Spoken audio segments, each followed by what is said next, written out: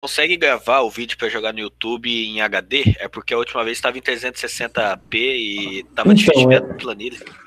é que não atualizou lá, eu acho que ele já atualiza, porque assim, na hora que eu gravo e jogo lá, deixa eu até conferir aqui como fica.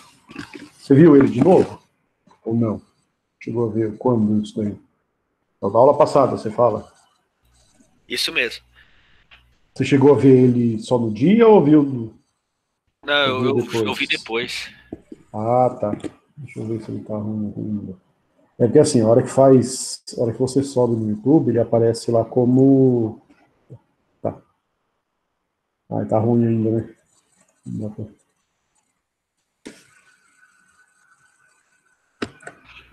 Ô, professor, eu baixei um aqui para testar também, para gravar, Ah. e tá belezinha. Se o senhor quiser, eu te Não, é passo. que assim, é que eu tô usando aqui esse próprio do Meet, não é do, acho que os outros ficava normal, pelo que eu vi, não foi? Foi só essa aula que ficou ruim, não foi? Os outros É ficava. que gravado eu só vi essa daí, só o restante. Ah, tá. Então, é que usa o próprio recurso aqui do Meet, aí pelo que eu sei, aqui os outros vídeos ficou em HD normal, ele vai gravando direto aqui. O que eu vou tentar fazer a próxima vez que for mostrar alguma coisa assim mais específica da planilha é dar um zoom melhor, para ver se pega mais próximo, isso daí não deixar tão longe, né?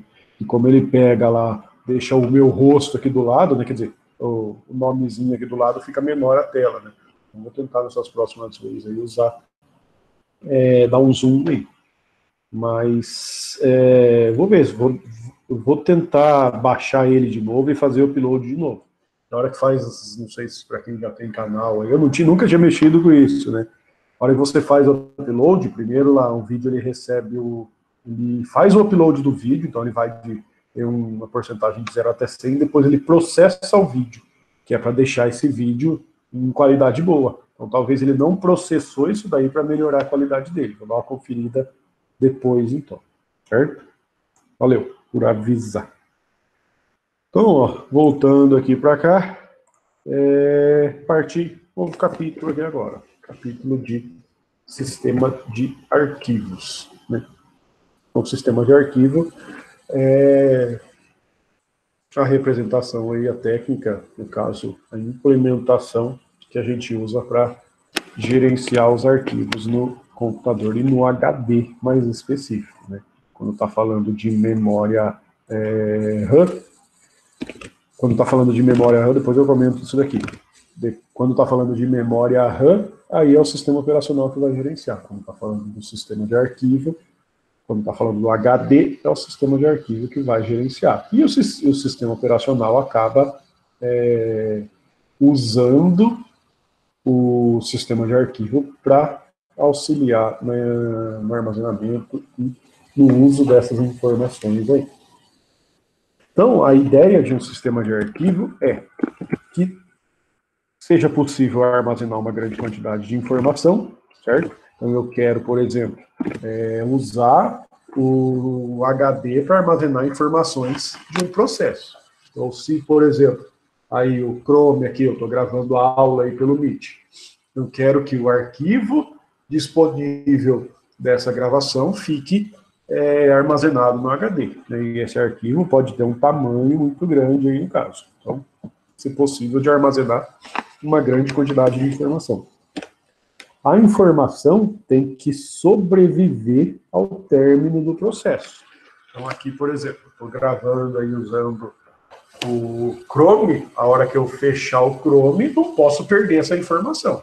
Né? Então, enquanto eu estou usando esse processo, enquanto o processo está sendo executado, ou até no estado de pronto ou bloqueado, essa informação tem que estar lá. A hora que eu finalizo o processo, ele vai sumir da lista de processos, ele não vai ser mais escalonado. Mas o arquivo, a informação que eu gravei no meu HD, tem que continuar lá, certo? Não está escutando? Só desliguei e liguei de novo para ver se resolve isso daí, certo? Qualquer coisa tenta entrar e sair de novo, às vezes entra com outra conta aí, para ver se resolve. Então, ser possível armazenar uma grande quantidade de informação, deve sobreviver ao término e múltiplos processos podem acessar isso daí. Então, a informação que está armazenada no HD, se não é uma informação de acesso exclusivo, vários processos podem acessar isso daí ao mesmo tempo, como se fosse lá, por exemplo, um arquivo e vários processos acessando esse arquivo, desde que esse arquivo não seja um arquivo de acesso exclusivo, que é a ideia lá da exclusão mútua. Então, ó, o que dá para pensar? Como se fosse o disco, uma sequência linear aqui de blocos, então uma representação desse tipo aqui, ó, dividido em pedaços. Esses blocos aqui, todos de tamanho fixo, por exemplo, né? Nesses blocos eu vou salvar ou vou ler algumas informações, só que aí o sistema de arquivo precisa resolver algumas coisas, né? A primeira aí, vamos supor que eu quero, tem informações armazenadas aqui, como se fossem as letras aqui, ó. O A, o C e o B aqui na frente, D e E. Então eu tenho algumas informações aqui nesse disco, como se fosse a representação do disco. Primeira questão que o sistema de arquivo precisa resolver, como que ele vai encontrar essa informação. Então, por exemplo, um processo que acessar o dado B, como que ele vai fazer para buscar e saber onde que está esse dado B? Então eu preciso ter um jeito para resolver isso daí, certo? Então é como encontrar a informação. Quando o processo quer usar um arquivo, ele precisa localizar esse arquivo no disco, ver onde que está esse arquivo para poder acessar. Segunda função, como manter um usuário de uma outra leitura de dados. Isso daqui dá para pensar de um jeito que, vamos usar aqui um processo 1, e esse processo 1 aqui acessando esse arquivo, né? Acessando um arquivo aqui A. Vamos supor que esse arquivo A aqui é de exclusividade no acesso, eu preciso controlar o acesso a esse arquivo A. Ou seja, eu preciso saber que nesse determinado momento o processo 1 está acessando o arquivo A. Se o outro processo quiser acessar o arquivo A, o sistema operacional tem que falar que não é possível, considerando que esse arquivo A é de acesso exclusivo, né? Então, o sistema de arquivo precisa também manter esse usuário de uma outra leitura de dados, ou seja, ele está gerenciando o acesso desse processo, desse usuário, em relação ao arquivo que você tem armazenado, né? E terceira coisa que o sistema de arquivo precisa saber é como saber se um bloco, se um quadradinho desse aí, por exemplo, está livre ou se está ocupado por algum processo, né? Ou seja, a hora que eu quero salvar alguma informação no HD, eu preciso saber se essa posição em amarelo aqui, ó, está livre ou se ela está ocupada. Mesma coisa aqui, porque o sistema operacional pode precisar salvar alguma informação nesses dois quadradinhos em amarelo. Então, a ideia do sistema de arquivo é pensar nessas três funções aqui, ó. Encontrar, ou seja, buscar uma informação quando você precisar. Então, você tem lá o seu HD, por exemplo, vai ter lá 1000 arquivos. A hora que você quer achar um arquivo, né, o sistema de arquivo vai te auxiliar a fazer essa busca. Então, é uma primeira função, encontrar essa informação quando você precisar. Proteger de usuários. Ou seja, se esse arquivo aqui, por exemplo, o A, ele é de um usuário professor, não sei quem usa aí no computador de vocês, às vezes vocês compartilham o computador com pai, mãe, irmã e alguma coisa, lá na hora que você vai fazer login no Windows ou no Linux, aí você tem usuários, né? Então, vou fazer usuário, uso o meu login Maurílio, vou fazer outra pessoa vai fazer o usuário, vai usar o login dela, né? Se você tem informação desse tipo aí com usuários, se esse arquivo A é do usuário Maurílio, um outro usuário aqui desse lado não pode acessar esse arquivo A, né? Então você tem que proteger de usuários. E proteger, aqui ele fala, além de proteger de usuários, mas proteger também de processos, né? Dependendo do arquivo, um processo pode acessar ele, outro processo não pode acessar. Então depende do tipo de informação que você está armazenando. E terceiro, descobrir, né? Achar posições, por exemplo, no disco, que estão livres para saber se você pode armazenar a informação lá ou se você precisa buscar outras posições para armazenar essas informações. Então aqui seriam as três funções do sistema de arquivo aí. Para gerenciar o acesso a essas informações, o sistema de arquivo usa uma estrutura de nomeação de arquivos. Essa nomeação vai levar em conta a extensão do arquivo. Então, por exemplo, se você pega aqui um .jpg, você está falando de um arquivo que é uma imagem. Você pega um MP3, uma música, um MPG, um filme, e aí por diante. PDF, um text aqui, e aí cada tipo de arquivo tem a sua extensão. O que essa extensão faz? É como se você tivesse aqui um arquivo JPG, no começo do arquivo eu vou ter uma informação que eu vou chamar de cabeçalho do arquivo. Nesse cabeçalho vai estar informações referentes ao arquivo como um todo, né, cabeçalho. E aqui, depois do meu cabeçalho, que eu vou ter os dados propriamente dito do arquivo. Então, se eu pego um exemplo aí de uma imagem JPG, aqui no cabeçalho ele pode ter, por exemplo, o tamanho da imagem. Vamos supor que é uma imagem aqui de 1200 por 1200, pensando na quantidade de pixels aí.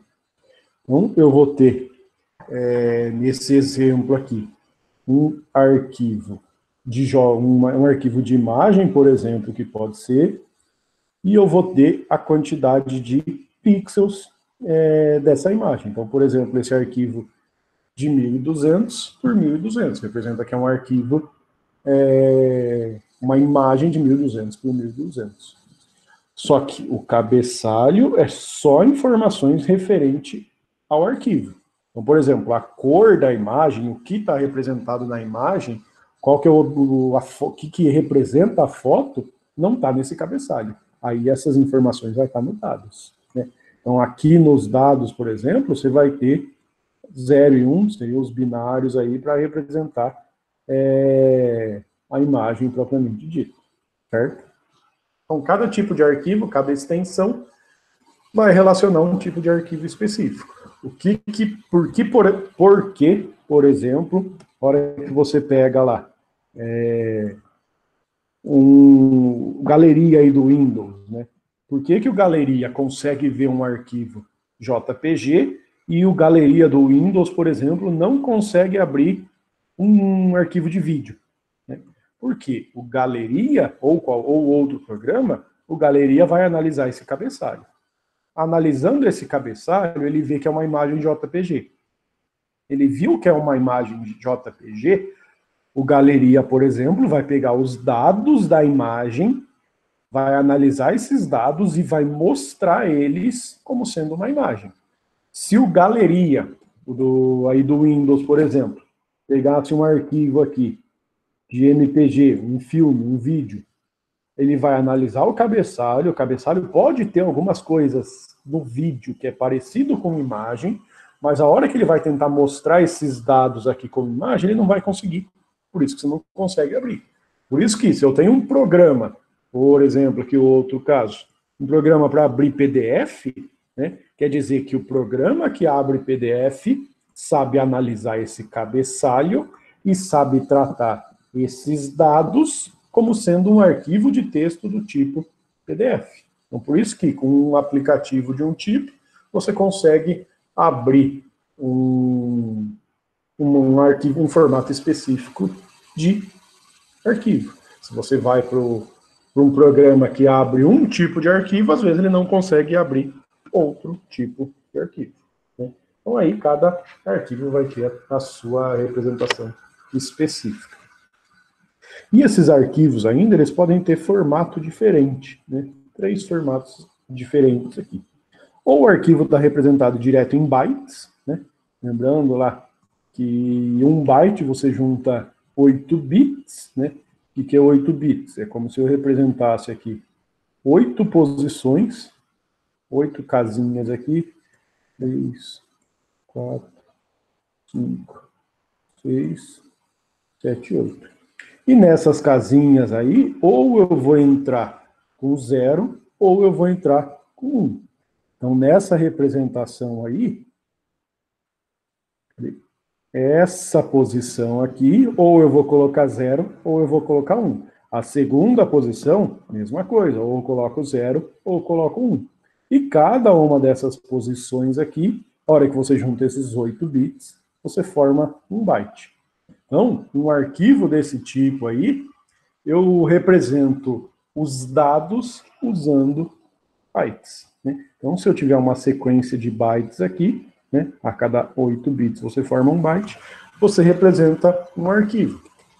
Por exemplo, se você pegar lá, se você procurar aí no Google, você acha tem sites lá, se você coloca letra para binário, né, colocar no Google lá, por exemplo, ele tem sites que fazem a conversão de uma letra para binário. Então eu coloco lá, por exemplo, M, ele gera 8 bits representando o que é o binário do M. Então, na hora de se você pegar um arquivo de texto, ele pode ser representado desse tipo aqui. Só que ainda é esse pedaço dos dados aqui, né? O cabeçalho aí já vai ter informações diferentes. Então, representar um arquivo do tipo do formato do byte, você vai ter algo desse tipo aqui.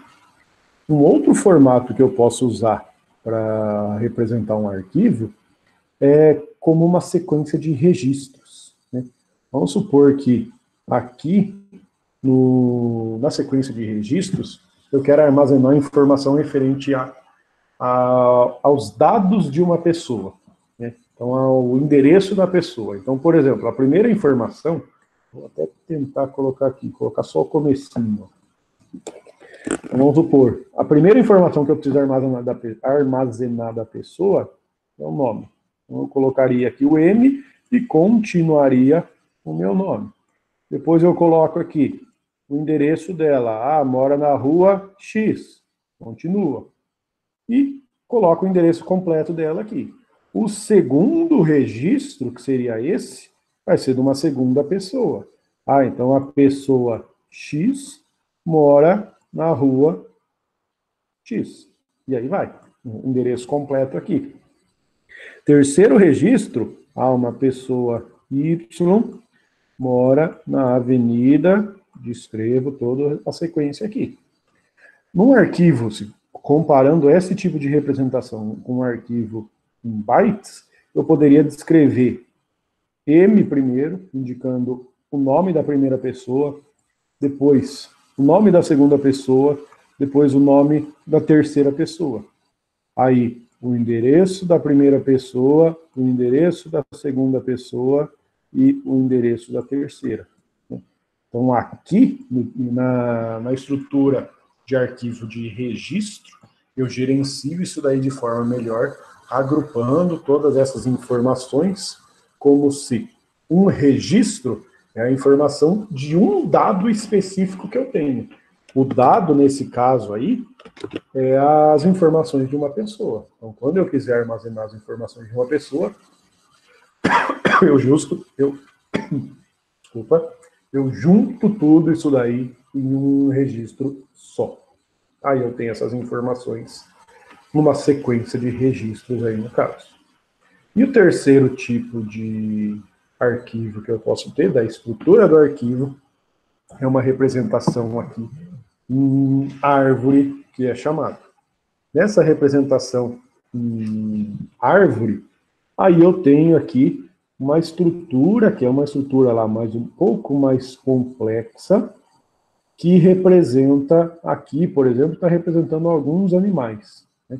Então, o que quer dizer? Aqui eu tenho, como se fosse 3 animais, três representações, e dessas representações aqui são derivadas outras. Então, por exemplo, derivado não tem a ver com a parte biológica. O gato aqui embaixo, ó, não é derivado do formiga lá de cima, né? Então, o derivado aí é mais referente ao tipo de organização desses dados.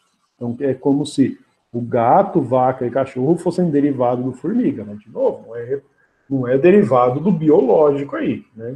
Gato, vaca e cachorro não é derivado disso daí, certo? Então, aqui, você usa essa representação aí para, às vezes, ficar mais fácil de você organizar. É um tipo de estrutura de dados aí que vocês vão ver mais para frente aí no curso, que é essa estrutura de árvore. Isso daí organiza as buscas quando você precisa encontrar uma informação. Então, é um outro modelo possível de organização para esses arquivos. E aqui entra nas informações dos arquivos propriamente. Esse exemplo aqui, esse mais à direita, seria o caso lá que eu comentei ali atrás, do JPG. Então, o JPG vai ter um cabeçalho. O que eu tenho dentro desse cabeçalho? Algumas informações referentes ao arquivo. Por exemplo, quem que é o proprietário? Quais são as informações de proteção desse arquivo? Ou seja, se o usuário Maurílio pode ler, ou pode escrever, ou pode só acessar esse arquivo, essas informações vão estar aqui no proteção. O tamanho do arquivo também é uma informação que vai estar no cabeçalho. A data desse arquivo, quando ele foi criado, quando ele foi modificado, também vai estar aqui. Além do nome do módulo que vai fazer essa leitura para esse arquivo. Depois desse cabeçalho, aí eu tenho o módulo, né, que é as informações referentes ao próprio arquivo em si. Então, essa representação mais à direita aí, ó, seria um arquivo mais genérico, né, um arquivo que não é um arquivo de executável, né? O caso, essa representação mais à esquerda, aí seria um arquivo executável. Daí tem informações diferentes de um arquivo que não é executável. E essa representação mais à esquerda aqui, também tem um cabeçalho, e é tudo isso daqui, ó, todo esse pedaço aqui é o cabeçalho. Agora eu estou falando aqui, ó, de um arquivo executável. Então, tudo isso daqui é o meu cabeçalho do arquivo. Também vai ter algumas informações referentes aos arquivos. Depois eu tenho texto, dados e algumas outras informações referentes a esse arquivo executável.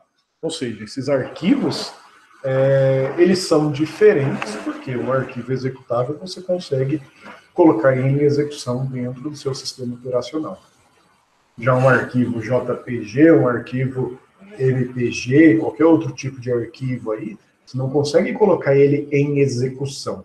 Você coloca ele para ser visualizado por um processo. Então, a galeria aí do Windows consegue visualizar o arquivo JPG.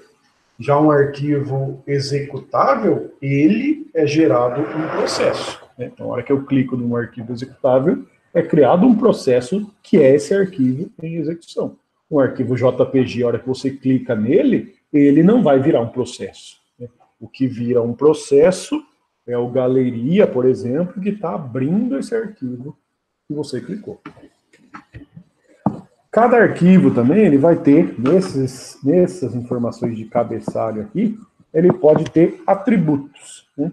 Que é, por exemplo, quem pode acessar cada um desses tipos de arquivos. Se eu pego aqui, por exemplo, esse arquivo aqui, na hora que você vem aqui em propriedades, você consegue ver informações lá, quem que é o autor, né? Foi salvo por, quem que consegue visualizar esse arquivo, onde que ele está armazenado, você consegue ver informações referentes aos atributos desse arquivo. Então, são algumas informações que o próprio arquivo vai ter. Se o arquivo tem uma senha, também pode ser um atributo, o criado por proprietário. Se o arquivo é somente de leitura, se ele está oculto, se é um arquivo do sistema, por exemplo, arquivo do sistema quer dizer que ele não pode ser excluído, ele pode ter alguma mensagem caso alguém mande excluir isso daí. Você pode ter algumas informações desse tipo. E além de outros dados aqui. Além disso, você pode ter o tamanho do registro. Ó. Se é aquele tipo de arquivo de registro, você pode ter essa representação aí. Quando o arquivo foi criado, quando foi a data do último acesso, quando foi a data da última alteração, qual que é o tamanho atual, qual que é o tamanho máximo no arquivo, e aí por diante. São algumas informações, por exemplo, que você pode ter disso daí. Então, lá na hora que a gente estava falando, por exemplo, de segurança, falei lá da função, por exemplo, do perito computacional, né, que é o cara que, a hora que ele vai lá e prende um político, por exemplo, ele vai tentar achar informação no computador do político que possa incriminar ele, prender o computador e aí por diante. Né? Então, vamos supor que tem um arquivo lá e você analisa essas duas informações aqui, ó. Momento do último acesso e momento da última alteração. Né? Vamos supor que é um arquivo doc. Né? E só descobrir que o político, que o investigado aí no caso, fez uma modificação no arquivo, quer dizer que ele adulterou alguma coisa. Né? Então, esses dois atributos aqui, eu consigo saber só se alguém abriu esse arquivo aqui e alterou ou não. Né? Então, você tem esse arquivo, a partir desses atributos, você consegue saber quando alguma pessoa acessou esse arquivo, quando alguma pessoa mudou alguma coisa nesse arquivo, e aí por diante. Né? Então, pode ser alguma coisa que você usa aí para tentar descobrir uma informação, certo?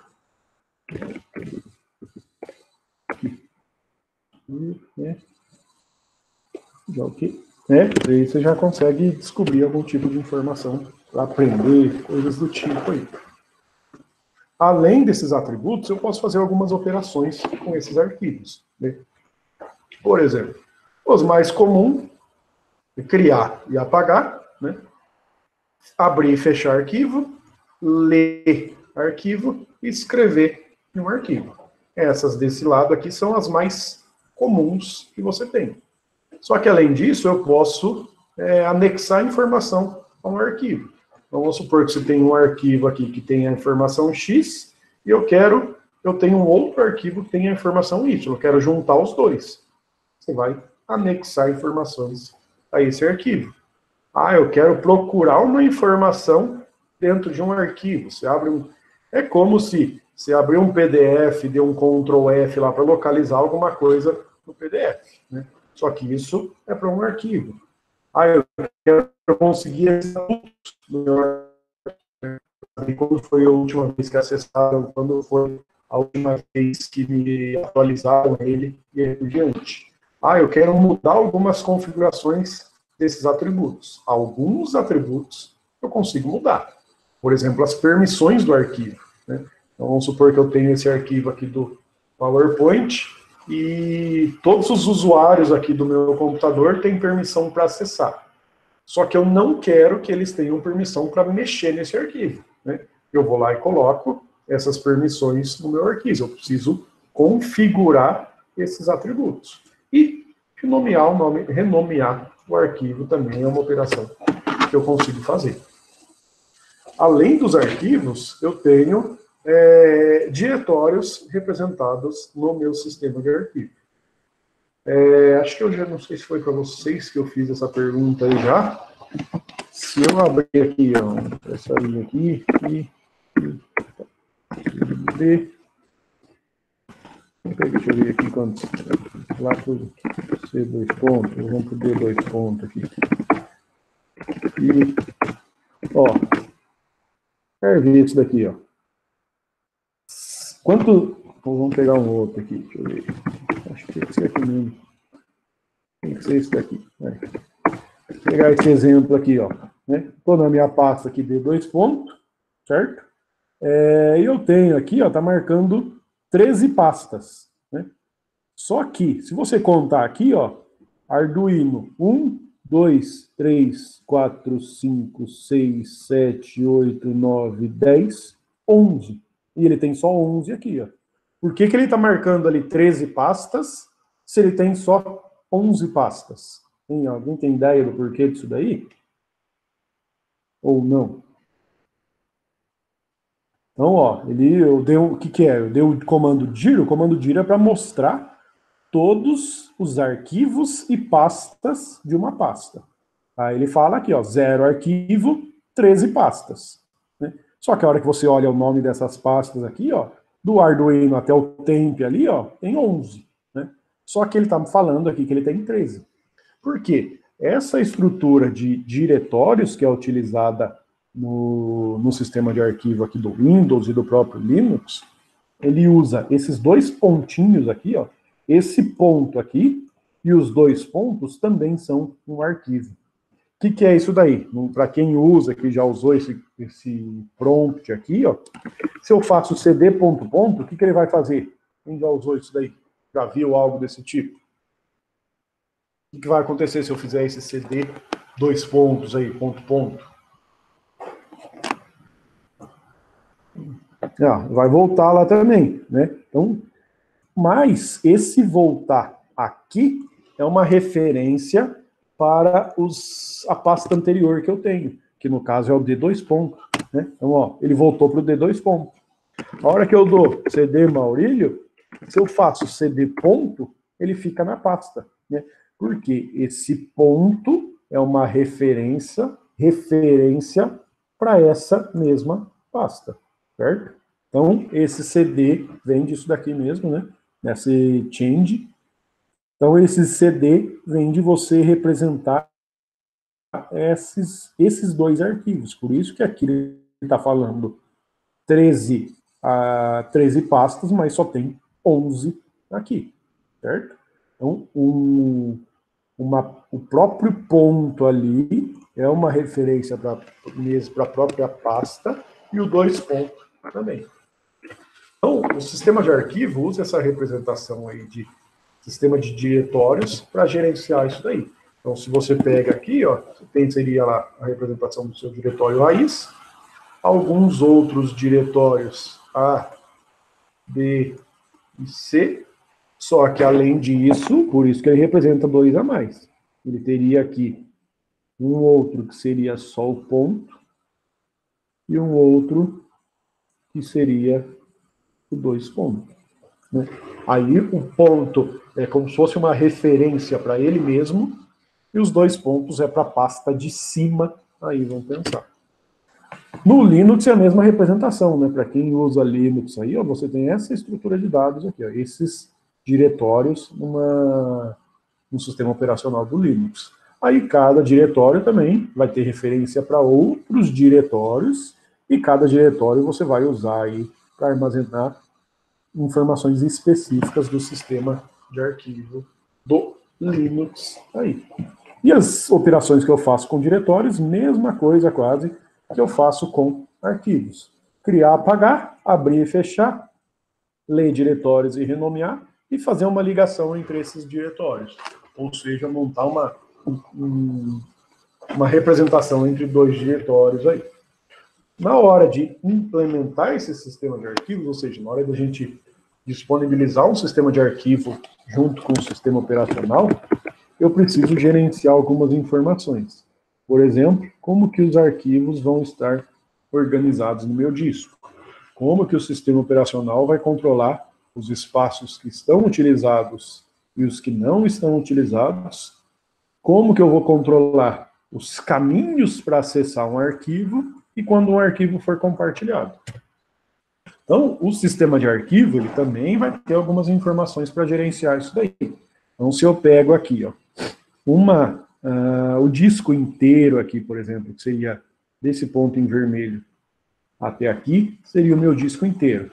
No meu disco, eu vou ter primeiro aqui o que é chamado de MBR. Né? Esse MBR, Master Boot Recorder, ele vai salvar informações referentes ao disco e ao sistema operacional que você está executando. Nessa representação aqui, ó, Eu teria 4 partições no meu disco. 1, 2, 3 e 4. Né? E em cada uma dessas partições, eu vou ter essas informações aqui. Ó, né? Que é o bloco de inicialização, indicando onde que começa essa partição, um super bloco para gerenciar o acesso a essa partição, a forma de gerenciar o espaço livre, os inodes, que pode ser um tipo desse gerenciamento de espaço livre, o diretório raiz de cada uma dessas partições e os arquivos propriamente dito. Então, nesse 1, 2, 3, 4, você teria uma representação desse tipo aqui. Né? Tudo dividido para cada partição. Aí, o como gerenciar os espaços livres e espaços ocupados, alguns jeitos de fazer isso daí. Primeiro jeito, parecido com algo que a gente já viu aí, ó, que é chamado de alocação contígua. Ou seja, se eu tenho aqui uma representação em linhas, como se fossem os quadradinhos aqui, ó, eu vou precisar representar falando que aqui eu tenho um arquivo A, usando 4 pedaços, depois tem um arquivo B, depois tem um arquivo C, D, E, F e G. A hora que um arquivo é excluído, ele vai indicar que esses blocos estão disponíveis. Mesma coisa para esse outro arquivo aqui. Quando o sistema operacional, ou o sistema de arquivos também, precisar salvar um arquivo, eu quero salvar um arquivo de tamanho 4. Ele vai buscar, nesses espaços livres, 4 quadradinhos para salvar essa informação. Aí a alocação contígua é como se fosse de forma sequencial isso daí. Uma outra representação é a representação por lista encadeada. Nessa lista encadeada, é a mesma coisa, como se eu tivesse aqui posições, essas posições aqui sendo os blocos do meu disco, e o arquivo vai estar armazenado nessas posições. Vou colocar números aqui nessas posições, para ser um 0 isso daí, vou apagar aqui, muito feio. Então, 1, 0, 1, só indicando posições como se fosse para esse disco aí. 4, 5, 6, 7, nem sei se precisa até o 7, precisa até 12, né? 12, isso. Depois, 9, e aí vai. Então, vamos supor que eu tenho um arquivo aí, e nesse arquivo eu tenho uma informação armazenada. Esse arquivo B aqui, por exemplo, o pedaço inicial desse arquivo, que é chamado de bloco 0, começa na posição 6. Então, vamos supor aí que esse arquivo B é um arquivo onde está escrito casa, por exemplo. Ou seja, a primeira parte desse arquivo B que está escrito casa começa na posição 6. Vamos pensar que o Czinho está aqui. Depois, ele tem do C, ele tem uma ligação para o bloco 1. Esse bloco 1 está armazenado em outra posição. Então, é como se do C ele aponta para a posição 3. Aí aqui você tem um outro pedaço do arquivo, que é como se fosse o A. Do 3, ele aponta para uma outra posição.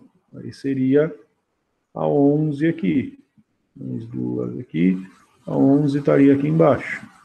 Então, do 3 aqui em cima, ele aponta para o 11, que seria esse daqui, e estaria o S. Foi lá no final.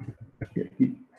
E do último, que é o S, aqui, ele aponta para o 14, né, que aí já nem cabe aqui, que estaria o último Azinho.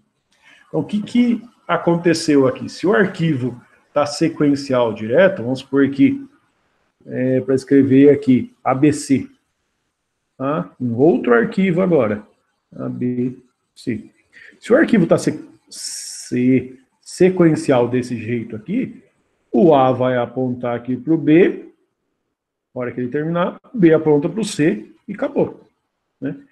E a hora que você chegar no último pedaço do seu arquivo, você tem que indicar alguma coisa falando que o arquivo terminou. Aí seria essa marcação de 0 aqui. Ó, né? Na hora que você tem esse 0 em amarelo, indica que o arquivo acaba aí. Então, se o arquivo aí era o casa, você tem o C, o A, o S e o A. Depois da posição 14 aqui, você não vai para nenhuma, porque está indicando o 0 nesse último bloco da alocação por lista encadeada. Então, essa representação de dividir o arquivo em blocos e indicando onde está cada um desses blocos é a representação por lista encadeada. Aqui é uma mesma representação, né, por lista encadeada, só que usando uma tabela na memória. Ou seja, você vai ter uma representação da memória aqui que indica onde vai o arquivo. Então, por exemplo, o arquivo A começa aqui, ó, na posição 6. Depois, ele vai para a posição 3. Veio aqui na 11. Depois, ele vai para a posição 11. Da 11, ele vai para o 14. O 14 tem o -1, então acabou essa informação aqui. Né? Só que essa informação indicando aqui, ó, que está aqui, o arquivo começa aqui, vai estar na memória isso daí. Então é lista encadeada também, só que é usando essa representação, que é a memória que vai salvar esse tipo de estrutura dos arquivos aí. E o último jeito de fazer isso daí é usar uma técnica que é chamada de inodes, né? Não é específico do Mac essa técnica. Essa técnica de inodes, você vai ter nos atributos do seu arquivo as informações para cada um dos blocos que você tem do seu arquivo, indicando onde está cada um desses blocos e um bloco onde você pode adicionar mais informação referente a esse arquivo. Então aí você tem uma estrutura que é a chamada de inodes. Outra questão que tinha antes lá, como organizar os arquivos e os diretórios quando você tem, por exemplo, arquivos compartilhados entre os usuários. Por exemplo, numa estrutura de diretórios desse tipo, onde eu tenho diretório raiz, 3 diretórios dentro do diretório raiz, como se fosse cada um usuários. Usuário A, usuário B e usuário C. E esse arquivo aqui, ó, é um arquivo compartilhado. O que eu preciso fazer? Eu preciso fazer uma ligação entre essa pasta e esse arquivo. Né?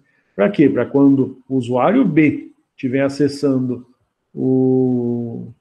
a pasta, a localização dele, ele conseguir visualizar esse arquivo compartilhado. E também quando o usuário C estiver acessando os recursos disponíveis para ele, ele também precisa acessar esse arquivo compartilhado. Né?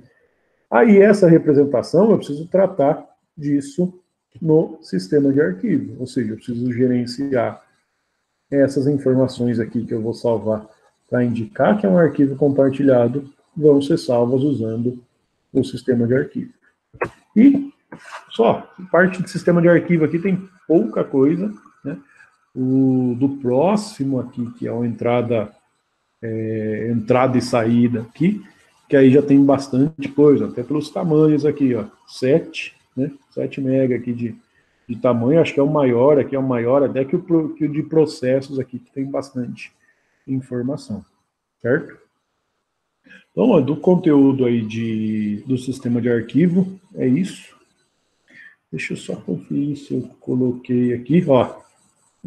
Esse é o da aula passada. Acho que eu coloquei o arquivo já. Só conferir.